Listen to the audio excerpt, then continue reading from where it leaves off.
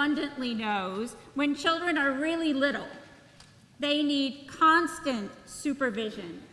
And it isn't safe to leave them home alone, unsupervised, for even a few minutes, because who knows what they might do. The first time that my parents experimented with leaving my younger brother and I home alone, they did not go far.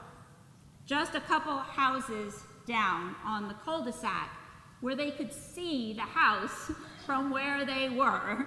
And yet, nevertheless, it did not go well. For unknown reasons, probably boredom, my brother found a rock from his rock collection. And already people kind of know how it's going to go. And then he took the rock and put it in a long crew sock. And then for unknown reasons, probably also boredom, he decided to swing the sock around with a rock in it.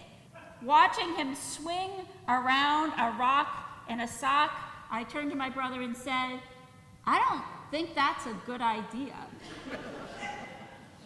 And he angrily responded, "You are not the boss of me." Which was totally true. I was never the boss of him. I am not the boss of him. I was not the boss of him that night, and yet it was not a good idea. It was, in fact, a terrible idea, and proving that I was not the boss of him, my little brother gave the sock a few more bigger swings with a little more attitude until he hit himself in the mouth with the spinning rock in a sock and started bleeding and burst into tears, and we were not left unattended again for a long, long time.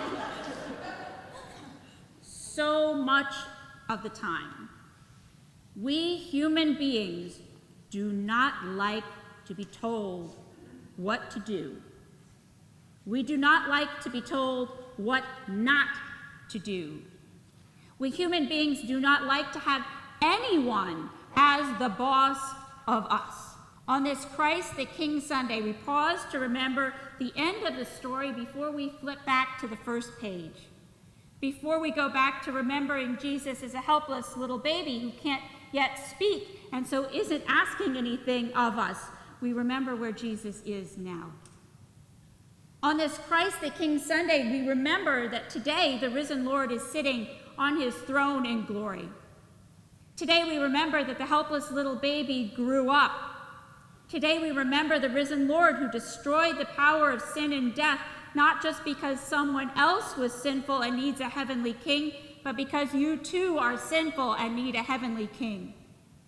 Today we remember the risen Lord who miraculously appeared to the disciples, not to put on an entertaining show, but to change their lives and to change our lives.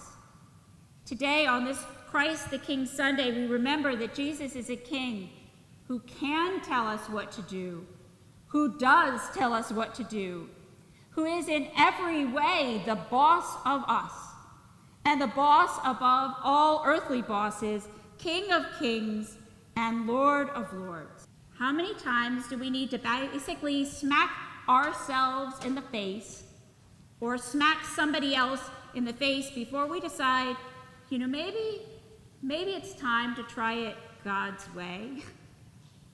Jesus is a king who loves us without measure and only ever wants what is best for us.